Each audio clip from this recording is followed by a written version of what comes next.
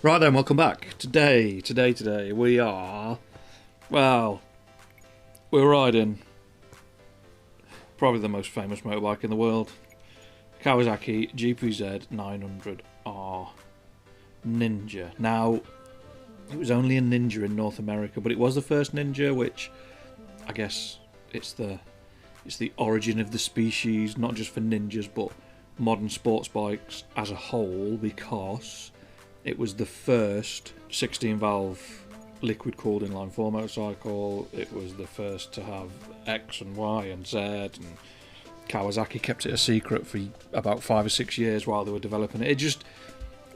It was the first bike that we would now recognise as a modern sports bike. And not only that, and Mr. Short Arse Tom Cruise rode one in Top Gun, not Top Gear, Top Gun. Apparently I said Top Gear in another life, but yeah, so every single person who fancied themselves as a bit of a leather jacket wearing flyboy had to have a GPZ900. I like them, I like the FZ 750 Yamahas, I think they're nice, the 5-valve ones and a few others, but we're getting dragged into a big pile of nostalgia when what we should be doing is concentrating on this. The Maverick DLC event, 5 races, couple of time attacks, 3 races or so, on the GPZ900. Everyone's on the same bike, which is always a barrel of fun, because sometimes the AI are just on it. And the first event is at Road Atlanta, and to be honest, it's pretty straightforward. The bike, it's old, it's a 1980s motorbike. It doesn't go or stop or turn as well as some of the modern stuff, so it felt like a bit of a bus. The setup needed a little bit of a slightly different approach to give the bike the support that it wanted. But yeah, the first event was okay. Out of the 5 events that we're doing in this section, this was by far the most boring. So I've done lap 1 and I've done lap 5. Enjoy.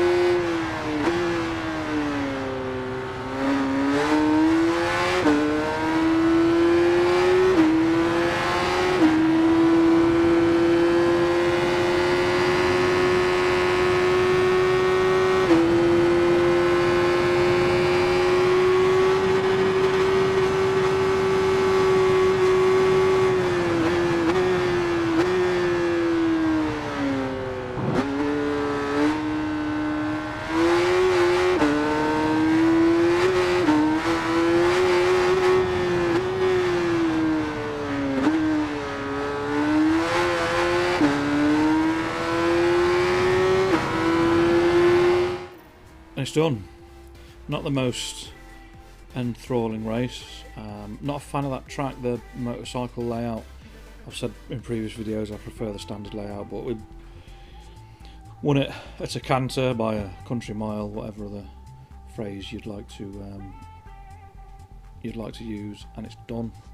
And on to the second one, Road America, and it's slightly damp, and we're doing a time attack, so wet weather, using the rain tyres. The bike needs to be a little bit softer just so the heat goes into those rain tyres and it's not going to do daft things in and out of corners.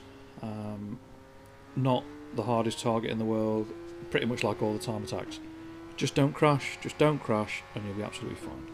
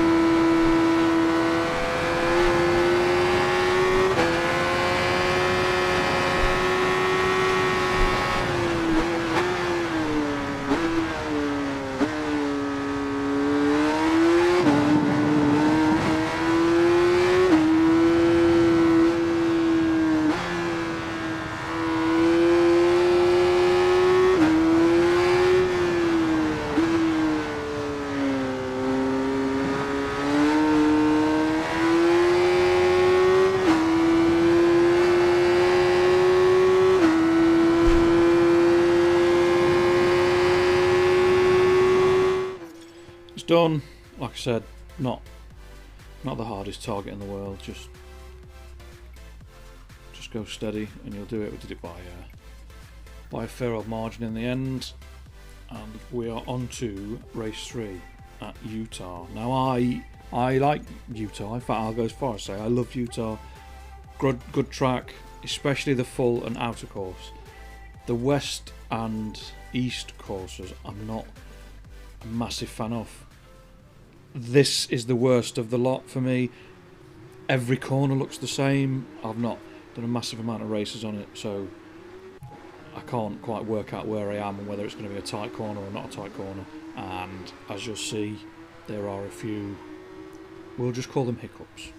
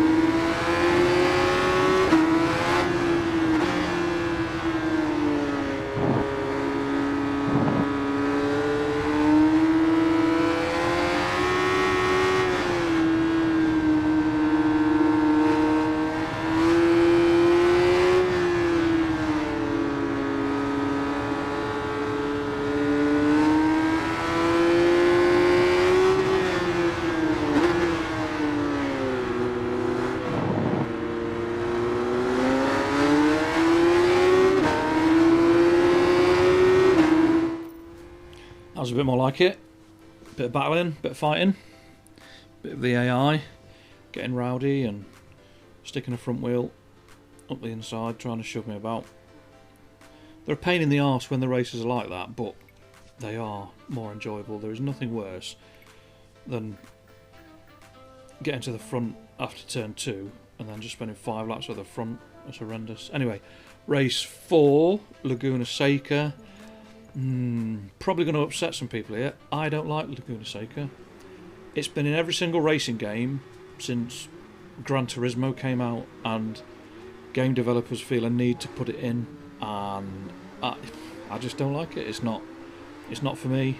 How lucky I am that the next endurance race that I'm trying to do is at Laguna Seca. That'll be a pleasurable 8 hours, I'm sure. But it's Laguna Seca. It's a decent race. The AI are quick. They obviously know the braking points a lot better than I do, so it's a decent race.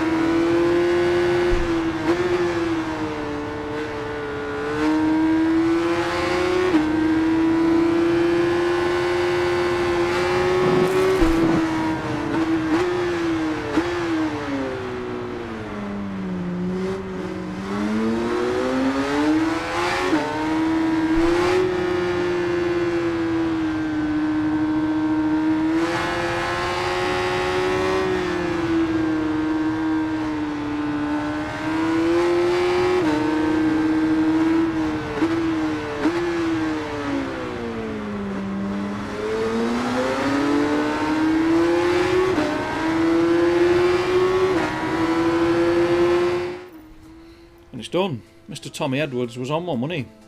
The gap from second back to third was rather large, and Mr. Tommy Edwards was trying his hardest then to not let me have that little gold medal.